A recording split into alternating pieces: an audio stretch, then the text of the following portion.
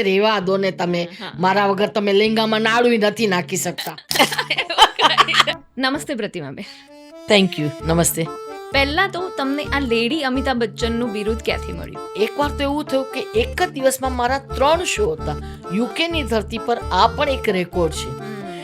અને એ શો મેં જ્યારે ભારતીય વિદ્યાભવન ખાતે કર્યા ત્યારે ત્યાં આગળ મને લેડી અમિતાભનું બિરુદ આપવામાં આવ્યું. તમે તમારી જે આ સફર ચાલુ કરી એ ક્યાંથી ચાલુ થઈ? લાઈક તમારા ફેમિલીમાંથી જ હતા આ ફિલ્ડમાં કે તમે પહેલા જ છો? ના, મારી ફેમિલીમાંથી હું પહેલી જ છું.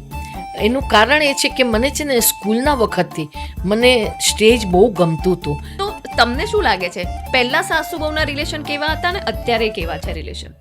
આ મારું બહુ હાઈફાઈ સાસુ નાટકમાં એમાં પણ સાસુને મને પેલું ટાઇટલ યાદ આવે કે સખણા રહે તો સાસુ નહીં.